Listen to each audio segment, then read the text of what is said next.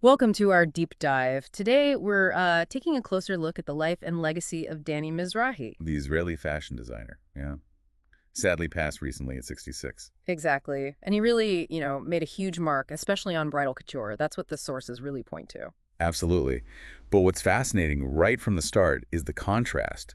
His later fame versus, well, where he came from. That really stands out. Born in 1959, Tel Aviv, Manshia neighborhood. It sounds like pretty tough beginnings. Yeah, the sources mention his family were immigrants, Ural Mountains, Iran facing real economic challenges. To the point that he and some siblings, too, ended up in a children's boarding school, bridal, from age 8 to 14. Right, imagine that. Going from that kind of environment to the glamour of high fashion later on. It's quite the jump, isn't it? You have to wonder how that early hardship maybe fueled his drive. Could be. That resilience, maybe?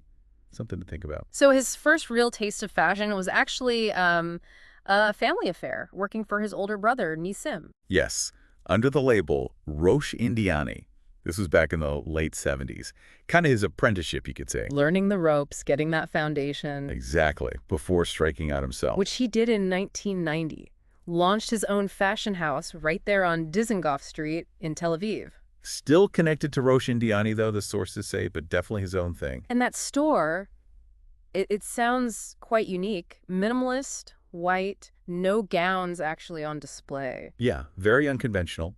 It suggests a certain confidence, maybe, creating an experience, not just a shop. Definitely made a statement, like his designs, really. Known for being bold, dramatic, Yeah. especially the bridal and evening wear. He dressed some very prominent Israeli figures. Einaf Mublil comes up, Nicole Raidman. Kenina Rosenblum, Sigal Shachman, too. Yeah. And Galit Gutman, the model. She was his muse for a long time. Right, and his involvement with the Miss Beauty pageant in Israel for years, he was really woven into the cultural fabric. Absolutely. Dressing those personalities, being part of those big events, Yeah. it cemented his status. But, switching gears a bit, one of the really striking things from the sources is this other side. You mean the financial struggles? Yeah. Despite the image, the success, he spoke openly about it. There's that 2020 interview quote. People thought I was the richest man in the world, but now I have nothing. It's pretty stark. Really is. And apparently, he found it hard to accept help.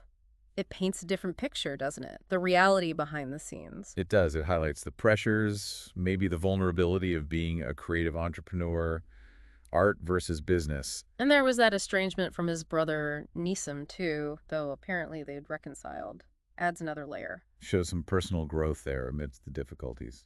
Resilience again, perhaps. But his impact wasn't just, the dresses. The sources emphasize something else, too. His role in inclusivity. Oh, definitely. Especially around gender and identity. Modi Reef is quoted saying he was a trailblazer. At a time when no one dared to bring the LGBTQ community on stage, Danny was already there, opening doors. That's powerful. It really is. Using his platform, not just fashion, but actually making space, pushing for acceptance. So that's a huge part of his legacy, too. Oh, yeah. Beyond the amazing gowns, he helped change the conversation a bit. The lasting contribution, for sure. Fashion and culture. So reflecting on it all, the incredible success, the bold designs, but also the hidden struggles, the financial hardship. It's that contrast again, the public persona versus the private reality. Yeah.